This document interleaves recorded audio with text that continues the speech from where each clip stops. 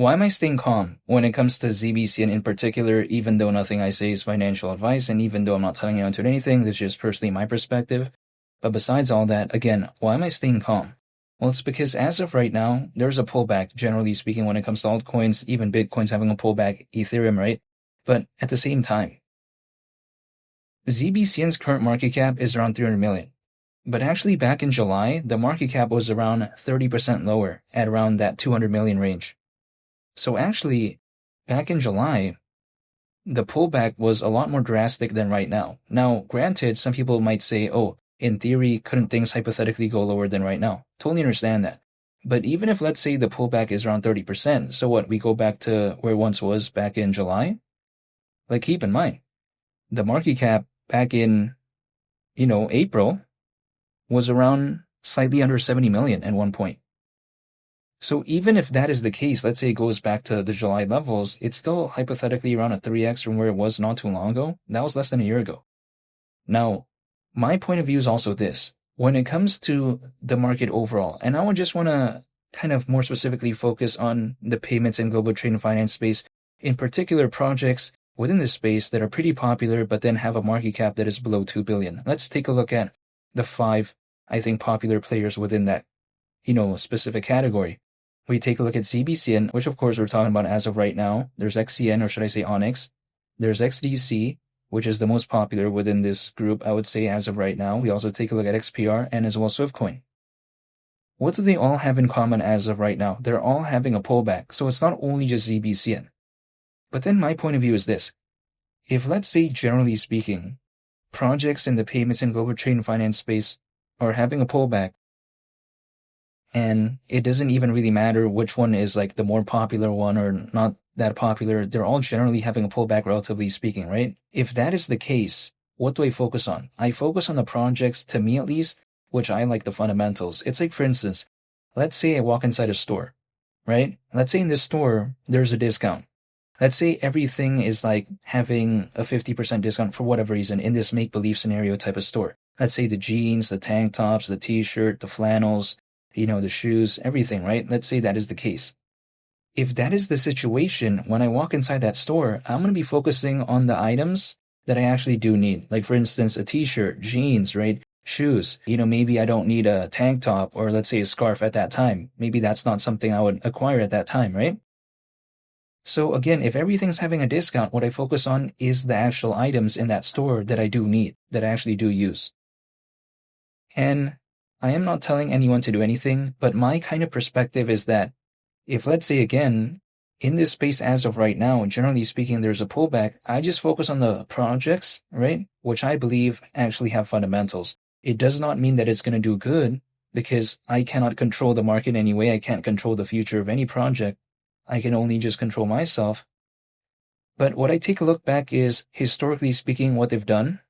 I take a look at the amount of holders, and I take a look at the fundamentals.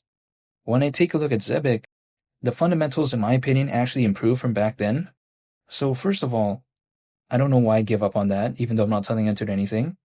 Not to mention, it's having a pullback, much like many of its competitors. So again, that doesn't necessarily concern me because that is not only just ZBCN experiencing that. And then third of all, when it comes to, let's say, just the whole vibe overall, when it comes to the project, it still has a Solana aspect. It still has a good amount of holders, despite the pullback.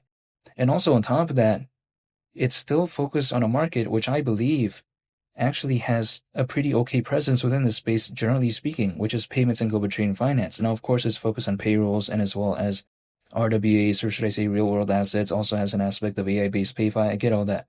But generally speaking, I still like that type of market, type of vibe. So if, let's say, all of that is happening, and ZBCN's having a pullback, I don't know why I'd give up. This is just my perspective, even though I'm not telling anyone anything, because it's not just only ZBCN. And again, during a time when the market overall is having a pullback, I just focus on the projects which I believe have, pretty okay fundamentals, which is why I haven't given up and I'm still staying calm because, again, the market cap actually, as of right now, is still like over 4 times back in April. So it's not even over a year ago. And it's still around 30% more than what it was back in July. Now, granted, could it hypothetically go to the July levels or maybe even lower? Again, who knows? I mean, I can't control the market.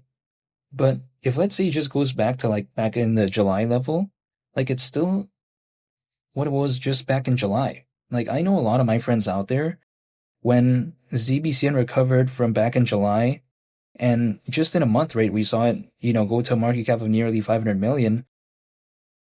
And at that point, a lot of my friends were saying, wow, I can't believe at one point the market cap was around 200 million just around a month ago. So to me, if let's say that is the case, it's kind of like me just going back in time and just dollar cost averaging to a point in which I dollar cost average into ZBCN anyways. So yeah, that's just my perspective. It's like, for instance, I was dollar cost averaging at this point, then it suddenly went up, then it suddenly went back, and then I'm dollar cost averaging at a point in which I didn't mind initially to begin with. That's just my perspective. And I get it. Sometimes a lot of my friends out there, they're dollar cost averaging, let's say like down around here, it goes up here, and then it suddenly goes back here. They don't want a dollar cost average anymore because they're like, oh, they have this feeling where it was kind of draining seeing it go up and go down. And again, it's going to be dependent on a case-by-case basis, but personally for me, if I didn't mind dollar cost averaging at a certain point, but then it went up, but then it went back to that certain point, why would I suddenly mind now? I don't know. That's just not something I would actually mind, actually. It's just my perspective. So just overall, I'm still staying calm when it comes to ZBC, and I haven't given up because my perspective is that things are going to go up and down. It's the altcoin space. It's not just going to be this movement where it's just always going to be this or that. Sometimes there's going to be downwards movements. Even Solana is not doing good. And Solana has a way bigger market cap than Zebec. So, yeah, it's just not only just this not doing good. Now, granted, is this a good feeling? No, not really. However, again, if it goes actually hypothetically lower, and if my intention is the dollar cost average, would I necessarily complain about that? I don't know about that because, in my perspective, right? Why would I only like a t-shirt if it's $100, but then not when it's like hypothetically at like 20 or something like that? I don't know. If I actually like the t-shirt, then yeah, I don't know why I'd complain about that if there was a discount.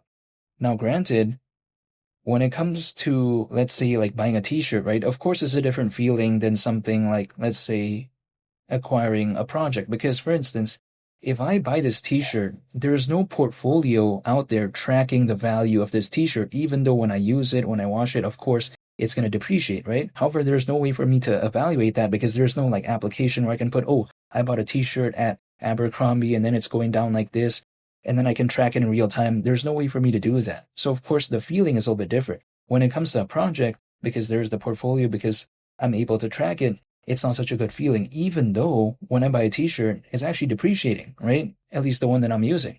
But I'm saying it's a little bit of a different feeling, which is why sometimes the feeling is a little bit more amplified when it comes to this space, especially in the case of altcoins, because it can be tracked, right? Whereas, again, if I buy this t-shirt, it can't really be tracked. How can I track the value of it going down in real time?